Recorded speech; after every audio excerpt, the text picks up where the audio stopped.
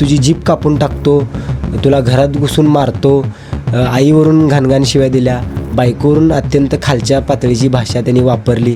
बिनचुकीता धमकी देऊन घरात घुसून मारून ही लोकांना हीच मारत बसत असेल. मग हिच्यासाठी पैसे गोळा करताय ना ते. एका बाजूला ते शिवाजी महाराजांचा आदर आहे असा आव आणतात आणि दुसरीकडे मला म्हणतात की शिवाजी महाराज तुझ्या माईचा नवरा होते.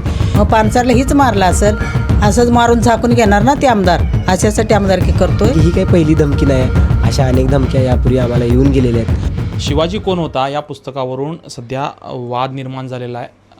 आमदार संजय गायकवाड यांचा फोन कॉल या संदर्भातला व्हायरल होते.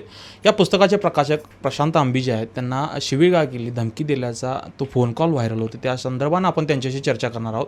काय सांगाल, एकंदरीत हा फोन कॉल व्हायरल झाला, त्यांचाच फोन होता का, त्याचा तुम्ही पडताळा घेतला का, नेमका त्यांचा उद्देश काय होता या फोन मागे? काल मध्यरात्री 12:51 मला फोन आला होता. त्यावेळेला सुरुवातीला मलासुद्धा असंच वाटलं की कोणतरी आमदारांचं नाव घेऊन फेक कॉल करतं आहे. पण एकूणच ते ज्या वेळेला 9 मिनटं माझ्याशी बोलत होते त्या दरम्यान माझ्या लक्षात आलं की हे आमदार संजय गायकवाडच आहेत. कारण की ह्यापूर्वी त्यांच्या बाईट्स, त्यांची भाषणं मी ऐकलेली आहेत आणि हा इतिहास त्यांचा राहिलेला आहे, घुमजाव करण्याचा, लोकशाही बाह्य वागणुकीचा. तरी पण ज्यावेळेला मी फोन ठेवला त्याच्यानंतर मी ट्रू कॉलरला चेक केलं, त्यावेळेला संजय गायकवाड असंच नाव ट्रू कॉलरला पण दिसत होतं. त्यानंतर फोन कॉल दरम्यान त्यांनी ज्या लग्नाचा उल्लेख केला तर त्या लग्नाचे फोटोसुद्धा माझ्याकडे अवेलेबल आहेत. त्यामुळं 99% मला हे कन्फर्म होतं की संजय गायकवाडच फोनवर होते.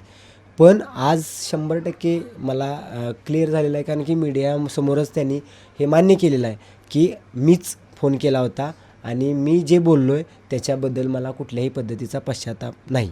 9 मिनटाच्या दरम्यान त्यांनी काल माझ्याशी अत्यंत खालच्या दर्जाची भाषा वापरली. मला तुझी जीभ कापून टाकतो, तुला घरात घुसून मारतो, आईवरून घाणघाण शिव्या दिल्या, बायकोवरून अत्यंत खालच्या पातळीची भाषा त्यांनी वापरली. आणि एवढी घाणेरडी भाषा वापरूनसुद्धा शिवाजी महाराजांबद्दल पण त्यांनी चुकीचं वक्तव्य केलं. काल एका बाजूला ते शिवाजी महाराजांचा आदर आहे असा आव आणतात आणि दुसरीकडं मला म्हणतात की शिवाजी महाराज तुझ्या माईचा नवरा होते. मग कसलं प्रेम तुमचं, कसले शिवभक्त तुम्ही आहात आणि कुणाला तुम्ही फसवताय? आज जर तुम्ही अशा पद्धतीची भाषा वापरत असाल तर ही नौटंकी तुम्ही बंद करा. काल ते जे बोललेले आहेत त्या विरोधात आम्ही आज राजारामपुरी पोलीस स्टेशनमध्ये FIR दाखल करणार आहोत. हा जो फोन कॉल व्हायरल होतो या पाठीमागं त्यांनी चर्चा देखील केली, नेमका उद्देश त्यांचा काय असावा असं वाटतं? कोणत्या हेतूनं तुम्हाला फोन केला आहे? खरं तर मला असं वाटतं की एकतर ते दारूच्या नशेत असतील आणि असे पब्लिसिटी स्टंट करायसाठी काही लोक फोन करत असतात. पण कदाचित त्यांना असं वाटलं असेल की ज्याला मी फोन केला आहे तेच पोरगं माझ्यावर भारी पडलं, असं काहीतरी त्यांना वाटलं असेल. त्यामुळं त्यांनी त्यांच्याकडून तो व्हायरल केला नसेल. आणि काल राजारामपुरी पोलीस स्टेशनमध्ये गुन्हा दाखल करताना अनेक लोकांचे फोन येत होते. त्यामुळं मला तो जो ऑडिओ कॉल आहे तो पोलिसांना द्यायला लागला आणि तो समाज माध्यमांवर पण टाकायला लागला.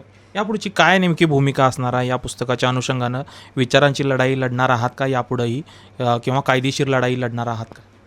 या पुस्तकाच्या अनुषंगानं आम्ही आज FIR दाखल संजय गायकवाड यांच्यावर करतोयच आणि गेली अनेक वर्ष हे पुस्तक लोकांपर्यंत पोहोचवण्यासाठी मी प्रयत्न करतो आहे आणि आजपर्यंत लाखो कॉपीज या पुस्तकाच्या आम्ही लोकांपर्यंत पोहोचवलेल्या आहेत आणि इथून पुढं पण आम्ही ते करीत राहू. कारण की ही काही पहिली धमकी नाही आहे, अशा अनेक धमक्या यापूर्वी आम्हाला येऊन गेलेल्या आहेत.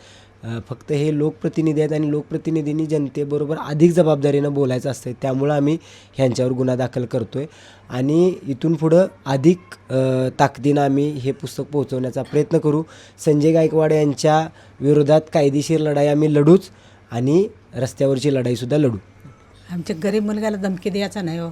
ती एवढं खाऊन हे करतो. आमचा पोरगा काय खाऊन मिंद्यात आहे का कोणाचं? धमकी देऊन असं हे करायचं नाही. काय तर चुकलं तर सुधरून सांगायचं, बाबा ही चुकतंय. बिनचुकीता धमकी देऊन घरात घुसून मारून ही लोकांना हीच मारत बसत असेल. मग हिच्यासाठी पैसे गोळा करताय ना ते. पानसरला हीच मारला असेल. मग आमच्या पोरग्याला मारायला धमकी टाकतो म्हणल्यावर असं येतं ना, त्याला बदनामी करून बाहेर काढून टाकायचं. घरात घुसून मारणार अशी धमकी देतात? धमकी दिला की मुलग्याला घरात घुसून मारीन म्हणून. मग पानसरला हीच मारला असेल. असंच मारून झाकून घेणार ना ते आमदार, अशासाठी आमदारकी करतोय. आता काय पुढची भूमिका काय? पुढची भूमिका नाही, सारं तेलाला बाहेर काढून टाकायचं आमदार करीन ना, ठेवाय हो काढून टाकायचं. ही चुकली म्हणून माफी मागायला यायचं माझ्या दारात, माफी मागायला या. हो माफी मागायला यायचं. हे होते प्रशांत आंबी. खरं तर हे पुस्तक जे आहे, या पुस्तकातून जे विचार बाहेर पडतात, खरं तर आमदारांचा यावरच आक्षेप होता. कारण या पुस्तकाचं जे शीर्षक आहे त्यांना एकेरी वाटतंय. मात्र प्रशांत आंबी यांच्याशी बोलल्यानंतर त्या पुस्तकामध्येच आदरार्थी नाव घेतलं गेलं शिवाजी महाराजांचं. यातून जे विचारलं जात आहेत ते आपल्या जनतेसाठी काय असावे, एक संस्थान म्हणून, राजा म्हणून कसा आदर्श असावा, याचंच ते मूर्तिमंत उदाहरण आहे असं प्रशांत आंबींनी सांगितले. तरी देखील एक जबाबदार आमदार जर असं वक्तव्य करत असतील तर ते गांभीर्यानं घेण्याची गोष्ट आहे. आजच्या घडीला प्रशांत आंबी हे कायदेशीर लढाई लढत आहेत आणि विचारांची देखील लढाई लढणार. यापुढेही खंबीरपणे मी लढत राहणार असा त्यांनी यातनं एक मेसेज दिला आहे. भेटूया एका नव्या विषयासह नव्या ठिकाणी. धन्यवाद. अशाच नवनवीन अपडेट्ससाठी डिजिटल कोल्हापूर चॅनेलला सबस्क्राईब करायला विसरू नका.